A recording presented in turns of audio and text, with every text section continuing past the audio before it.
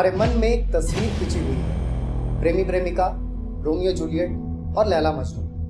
हम यही देखते और सुनते बड़े हुए हैं। 90s की फिल्म्स में एक जहरीला डायलॉग भी हुआ करता था, एक लड़का लड़की कभी दोस्त नहीं होते। एक लड़का लड़की कभी दोस्त नहीं हो सकते।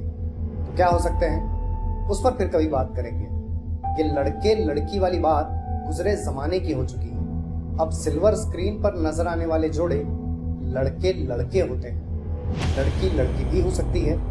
नया जमाना है, नई पीढ़ी है, नई सोच है, तो रिश्ते भी नए हो सकते हैं। देश मेरा देश, मेरा देश, मेरा देश बदल रहा है, आगे बढ़ रहा है। मेरा देश बदल रहा है, आगे बढ़ रहा है। आजकल की भाषा में कहा जाए तो स्टीरियोटाइप्स टूट रहे हैं, लेकिन कुछ पुराना टूटे नया बने और पिक्चर परफेक्ट बनी रहे, इसकी कोई गारंटी नहीं मिलती। यहाँ से सीधे सब्जेक्ट पर लैंड करें तो देश में समलैंगिक संबंध अवैध नहीं है, पर समलैंगिक विवाह यानी सेम सेक्स मैरिज जरूर अवैध है। फिलहाल देश में इसी बात का शोर है। सुप्रीम कोर्ट में बहस हो रही है कि सेम सेक्स वालों की शादी को मान्यता दी जाए या नहीं। एक तरफ सरकार है, कुछ सामाजिक संगठन है, तो दूसरी तरफ समाज के सामान्य और अभिजात्य वर्ग की मुट्ठी भर जनता है। बीच में है चीफ जस्टिस ऑफ इंडिया और कुछ जज, और जो चंद दिनों बाद हमारे बीच होगा वो है फैसला कि दो सेम जेंडर वालों की शादी को कानूनी मानना है या नहीं। इन पहलुओं पर आज डिटेल में बात करेंगे। कोर्ट के अंदर अब तक क्या हुआ, समर्थन और विरोध के बीच खाई कितनी गहरी है, ऊपर ऊपर से प्यार मोहब्बत जैसी नजर आने वाली बातों में कितने कानूनी पेच हैं। समझेंगे कि आने वाले समय में क्या क्या बदल सकता है और समाज पर इसका क्या असर हो सकता है। देश समलैंगिकता यानी होमोसेक्सुअलिटी की बहस से आगे बढ़ चुका है। जब सितंबर 2018 में आईपीसी के सेक्शन 377 को डीक्रिमिनलाइज किया गया था, कहा गया था कि एक जेंडर वाले दो लोग संबंध बनाते हैं या साथ रहते हैं तो उसे अपराध नहीं माना जाएगा, रिश्ता चाहे दो लड़कियों के बीच हो या दो लड़कों के बीच। अब बहस एक और सीढ़ी चढ़ चुकी है। समलैंगिक रिश्ते रखने वाली जनता का कहना है कि उन्हें शादी का अधिकार भी दिया जाए। जैसे एक स्त्री और एक पुरुष शादी कर सकते हैं, वैसे ही उनके शादी के अधिकार को मंजूरी मिले। तो ये मांगे हैं किसकी? देश की अलग अलग अदालतों में 20 से ज्यादा याचिकाएं दायर की गई थी। सभी की एक ही मांग थी, सेम सेक्स मैरिज लीगलाइज हो। सभी की अलग अलग सुनवाई होती तो कोर्ट का समय खराब होता, सुनाए गए फैसले में विरोधाभास भी हो सकता था। लिहाजा इन सभी याचिकाओं को क्लब किया गया और अब सुप्रीम कोर्ट में सुनवाई जारी है। सुनवाई कर रही है संवैधानिक पीठ यानी कॉन्स्टिट्यूशनल बेंच, जिसकी अध्यक्षता खुद भारत के मुख्य न्यायाधीश DY चंद्रचूड़ कर रहे हैं। यहाँ भी एक बात समझने वाली है, 5 जजों वाली कॉन्स्टिट्यूशनल बेंच उन मामलों के लिए बनाई जाती है जिनमें संविधान के संदर्भों की जरूरत होती है। इस सुनवाई से पहले केंद्र सरकार ने सुप्रीम कोर्ट में एक हलफनामा दायर किया था। उसमें कुछ अहम बातें थी।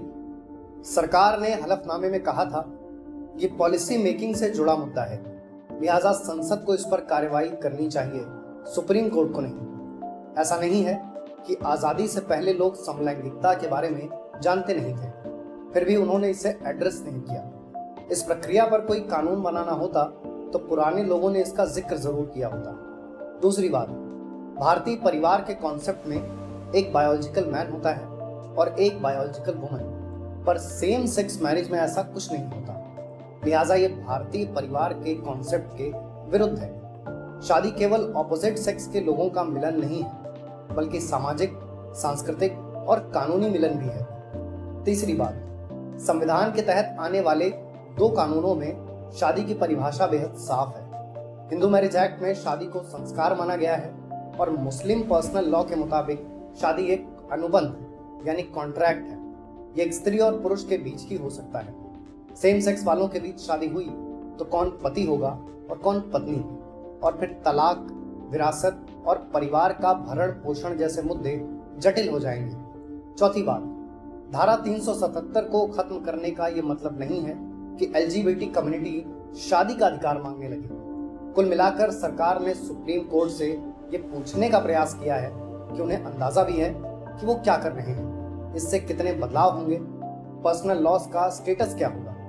हो सकता है स्त्री पुरुष की नई परिभाषा ही गढ़नी पड़े। इन दलीलों के जवाब में सुप्रीम कोर्ट ने कहा, हम पर्सनल लॉज में हस्तक्षेप नहीं कर रहे हैं। हमारी चर्चा सिविल यूनियन पर है और वो स्पेशल मैरिज एक्ट 1954 के तहत आती है। यहाँ आता है बहस का एक नया एंगल, स्पेशल मैरिज एक्ट। ये कानून दो अलग धर्म के लोगों को शादी करने की आजादी और सहूलियत देता है, जिसके लिए उन्हें अपना धर्म बदलने की जरूरत भी नहीं होती। यानी ये कानून देश की सिविल मैरिजेस को गवर्न करता है। सवाल उठता है कि सिविल यूनियन क्या है, जिसका जिक्र सुप्रीम कोर्ट ने किया। सिविल यूनियन की मदद से सेम सेक्स कपल्स को लीगल स्टेटस मिलेगा, जिससे वो शादी के अंतर्गत मिलने वाले अधिकारों का फायदा ले सकें। समलैंगिक विवाह पर सुप्रीम कोर्ट में चल रही सुनवाई से ये भी तय होगा कि देश में सिविल यूनियन का भविष्य क्या होगा। तो ये था बाहरी एक्शन। अब बात उस एक्शन की जो देश की सबसे बड़ी अदालत के अंदर चल रहा है। समलैंगिक विवाह पर क्या फैसला आएगा, ये महत्वपूर्ण तो है, उतना ही महत्वपूर्ण है कि फैसला कैसे आया। सुनवाई का पहला दिन। याचिकाकर्ता, same sex couples fundamental right से वंचित हैं। उनकी निजता का सम्मान नहीं होता। सभी को गरिमापूर्ण जीवन जीने का अधिकार है, लेकिन सेम सेक्स कपल्स ऐसा नहीं कर पाते। केंद्र सरकार, संविधान में जितने भी अधिकार हैं वो बायोलॉजिकल मेल और बायोलॉजिकल फीमेल को समर्पित हैं। सुप्रीम कोर्ट, एब्सोल्यूट मैन या एब्सोल्यूट वुमेन जैसा कोई कॉन्सेप्ट नहीं होता। जेंडर किसी इंसान के जेनाइटल से कहीं ज्यादा कॉम्प्लिकेटेड सब्जेक्ट है। सुनवाई का दूसरा दिन। केंद्र सरकार, सेम सेक्स मैरिज शहरी अभिजात वर्ग यानी अर्बन एलिटिस्ट क्लास का कॉन्सेप्ट है और वही लोग इसकी मांग भी कर रहे हैं।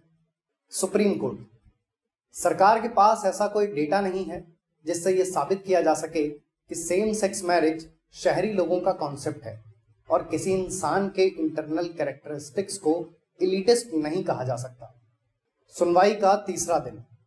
सुप्रीम कोर्ट, होमोसेक्सुअलिटी को डिक्रिमिनलाइज करने से ये पता चला कि ये सिर्फ फिजिकल रिलेशन का सब्जेक्ट नहीं है, बल्कि इमोशनल रिलेशन का सब्जेक्ट भी है। याचिकाकर्ता, फिलहाल बच्चा गोद लेने के लिए जो नियम है, ये सिंगल लोगों को बच्चा गोद लेने की अनुमति नहीं देते। सेम सेक्स मैरिजेस को लीगलाइज करने से उन कपल्स को भी सेंस ऑफ सिक्योरिटी मिलेगी जिनके साथ फिलहाल भेदभाव हो रहा है। सुनवाई का चौथा दिन। याचिकाकर्ता, शादी कभी भी एक स्टैटिक प्रोसेस नहीं रहा। समय के साथ इसका एवोल्यूशन हुआ है। किसी जमाने में इंटरकास्ट और इंटर रिलीजन शादियां भी गैर कानूनी मानी जाती थी। एलजीबीटी कम्युनिटी भले माइनॉरिटी हो, पर मेजॉरिटी इनके अधिकार तय नहीं कर सकती। सुप्रीम कोर्ट, क्या आप वाकई क्वेयर कम्युनिटी का प्रतिनिधित्व कर रहे हैं? देश में विविधता है। देश में ऐसी अनसुनी आवाजें भी हो सकती हैं जो अपने जीने का तरीका सुरक्षित रखना चाहती हैं। सुनवाई का पांचवा दिन। याचिकाकर्ता, trans people are still legally married in India if they transition after their marriage. केंद्र सरकार, शादी का अधिकार एब्सोल्यूट नहीं है। आप संसद पर दबाव नहीं बना सकते कि वो शादी का नया कॉन्सेप्ट लेकर आए। ऐसा भी संभव नहीं है कि स्पेशल मैरिज एक्ट बनाते समय कानूनविद समलैंगिकता के बारे में नहीं जानते थे या उस दौर में समलैंगिकता का वजूद नहीं था, फिर भी उन्होंने स्पष्ट शब्दों में स्त्री और पुरुष लिखा। सुनवाई का छठवां दिन। केंद्र सरकार, मान लेते हैं एक सेम सेक्स कपल की शादी हुई, उन्होंने एक बच्चा भी गोद ले लिया, लेकिन उनमें से एक की मौत हो गई। कैसे तय होगा कि कौन माता है कौन पिता? सेम सेक्स कपल्स को संबंध रखने और साथ रहने का अधिकार दिया गया है। ऐसा कोई फंडामेंटल राइट नहीं है जो शादी के अधिकार की बात करता हो। सुप्रीम कोर्ट, अदालत और सरकार के बीच मतभेद हमेशा से रहे हैं। हम सिर्फ अपना काम कर रहे हैं और सरकार को एक सोशियो इकोनॉमिक इशू पर पुश कर रहे हैं। तो ये थी देश की सबसे बड़ी अदालत में हुई बौद्धिक न्यायिक जिरह की कुछ दलीलें। बहस में एक और शब्द सामने आया, इंटेलिजिबल डिफरेंशिया, जिसका मतलब है difference capable of being understood. समाज में पैदा होने वाला ऐसा अंतर जो समझा जा सके। इस शब्द को आधार बनाते हुए सरकार पक्ष ने कहा कि सेम सेक्स मैरिज की अनुमति नहीं देना संविधान के आर्टिकल 14 का उल्लंघन नहीं है। वो कैसे? एक महिला और पुरुष के बीच होने वाली सामान्य शादी स्टेबिलिटी देती है। इस शादी का स्टेटस सेम सेक्स मैरिज से बहुत अलग है और यह अंतर सभी को समझना चाहिए। सरकार की तरफ से यह भी कहा गया कि आर्टिकल 15 का भी उल्लंघन नहीं करता, क्योंकि सेम सेक्स मैरिज की परमिशन नहीं देने से किसी तरह का जेंडर डिस्क्रिमिनेशन कैसे हो सकता है। आर्टिकल 19 एसोसिएशन बनाने का अधिकार देता है, लेकिन जरूरी नहीं है कि सरकार सभी को रिकॉग्नाइज करे, तो यह आर्टिकल 19 का भी वायलेशन नहीं करता। सेम सेक्स मैरिज की अनुमति नहीं देना राइट टू लाइफ और लिबर्टी का भी वायलेशन नहीं है। सरकार के हिसाब से यह पुट्टुस्वामी जजमेंट के अगेंस्ट भी नहीं है, जिसमें राइट टू प्राइवेसी को फंडामेंटल राइट बताया गया था। सेम सेक्स मैरिज का विरोध करने वालों में और भी कई बड़े नाम हैं, जैसे जमीयत उलेमाए हिंद। उनका साफ कहना है कि इस्लाम में ये सब हराम है। शंकराचार्यों ने भी इसका विरोध किया है। राष्ट्रीय बाल अधिकार संरक्षण आयोग एनसीपीसीआर का कहना है कि समलैंगिक जोड़ों के बच्चों की समझ पर असर पड़ेगा, समाज के लिए उनका नजरिया तक अलग हो सकता है, उनकी पूरी पर्सनालिटी पर इसका असर होगा। वहीं दूसरी तरफ सपोर्ट करने वालों का भी एक खेमा है। दिल्ली बाल अधिकार संरक्षण आयोग डीसीपीसीआर ने समलैंगिक जोड़ों के द्वारा बच्चे गोद लिए जाने का समर्थन किया है।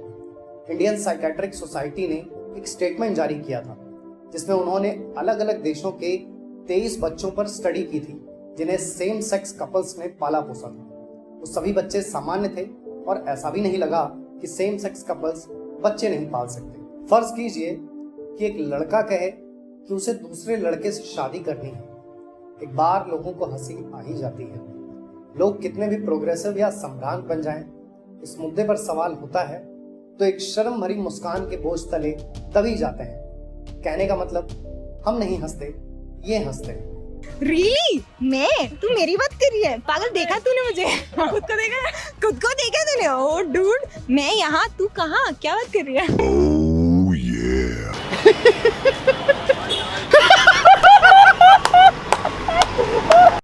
एक टीवी चैनल पर बहस चल रही थी। एक भाई साहब ने कहा, जानवरों को देख लो, क्या हम उनसे भी गए गुजरे हैं? कटाक्ष से भरे इस वाक्य पर पहली बार में कोई भी गुस्सा ही जताएगा, लेकिन यथार्थ के धरातल पर यह बात उतनी ही तार्किक है जितना इंसानों का वजूद। ये सवाल कम से कम एक बार तो पूछा ही जाना चाहिए कि क्या जानवरों में ऐसा होता है? क्या जानवर समलैंगिक होते हैं? टीवी चैनल की बहस में आगे एक और बात कही गई। मान लिया कि समलैंगिक जोड़े का बच्चा भी हो गया, तो उसे दूध कौन पिलाएगा? क्योंकि एक बच्चे के लिए तो माँ का दूध भी बेहद जरूरी होता है पोषण के लिहाज से। टीवी की बहस खत्म हुई थी एक सवाल से। कल को एक आम इंसान का बच्चा कहे या आपका ही बच्चा कहे कि वो एलजीबीटी कम्युनिटी का हिस्सा है और सेम सेक्स मैरिज करना चाहता है, आपका क्या रिएक्शन होगा? और यह सबसे बड़ा भ्रम है कि शादी दो लोगों के बीच का विषय है। इस प्रक्रिया से जिंदगियां बनती और बिगड़ती हैं, एक गलती और सब तबाह। इस दलील के आधार पर शादी से जुड़े कानून में होने वाले बदलावों पर कहीं ज्यादा मुस्तैद रहने की जरूरत है। हमारे देश के संविधान में सेम सेक्स मैरिज का जिक्र तक नहीं है। नियम होना तो दूर की बात है। उसका एक बड़ा कारण है, देश का हर सेक्टर समय के साथ बदला है, लेकिन कुछ पहलू वैसे के वैसे हैं। जैसे देश का संविधान, इसमें कई बड़े संशोधन जरूर हुए हैं, पर समलैंगिकता से जुड़ी कोई खास बात नहीं मिलती। जितने भी पर्सनल लॉज हैं सब जेंडर स्पेसिफिक हैं, और लॉज बनाना या उनमें बदलाव करना ये संसद का काम है। सुप्रीम कोर्ट ये सुनिश्चित करता है कि जनता उस कानून के दायरे से बाहर न जाए। ये परंपरा केशवानंद भारती के समय से चली आ रही है। दरअसल पूरी जेंडर ओरिएंटेड बहस ही बड़ी पुरानी है। बायोलॉजिकली एक इंसान क्या है कि उसके जेनाइटल से तय होता है, लेकिन जहां सेक्स और जेंडर शब्द आ जाता है वहां बात थोड़ी जटिल हो जाती है। सेक्स बाइनरी शब्द है, मतलब ये कि सेक्स मेल होगा या फीमेल, तीसरा कुछ नहीं। जेंडर बाइनरी शब्द नहीं है। ये बात पल्ले नहीं पड़ती, पर सच यही है। जेंडर माने आप खुद को किस तरह देखते हैं। जेंडर में कई आइडेंटिटीज आती हैं, जैसे gender neutral, transgender, non binary, gender fluid. अब इतना कुछ भारत के संविधान में कैसे फिट होगा? उसका भी एक जवाब है, special marriage act. Same sex marriage के समर्थन में खड़े लोगों की कोशिश है कि स्पेशल मैरिज एक्ट को जेंडर न्यूट्रल बना दिया जाए। बाकी पर्सनल लॉज जैसे हिंदू मैरिज एक्ट या मुस्लिम पर्सनल लॉ के तहत जैसे शादियां हो रही हैं वो होती रहेंगी। बस स्पेशल मैरिज एक्ट में एक और क्लॉज जुड़ जाएगा कि ये कानून जेंडर से परे होगा। ये सुनने में भले अजीब या अच्छा लगे, लेकिन सेम सेक्स मैरिज के पक्ष में फैसला आया तो बहुत कुछ एक झटके में बदल जाएगा। जैसे मैन और वुमेन का कॉन्सेप्ट धुंधला हो जाएगा, नॉन बाइनरी अस्तित्व में आएगा, यानी जो खुद को स्त्री और पुरुष के दायरे से बाहर रखते हैं। पूरे समाज के सामने अच्छी भली चुनौतियां होंगी, क्योंकि साथ रहना, संबंध बनाना सामान्य बात है, पर शादी एक कानून सम्मत विषय है। ये एक ऐसा सब्जेक्ट है जिस पर समाज का हर वर्ग राय नहीं दे सकता, क्योंकि उतनी जागरूकता ही नहीं है, जबकि ऐसा होना चाहिए। गांव के किसानों से लेकर शहर के मजदूरों तक सभी की राय लेनी चाहिए। ये कुछ ऐसा ही है कि मांग भले 8 से 10% लोगों की है, पर उससे प्रभावित बाकी के 90% भी होंगे।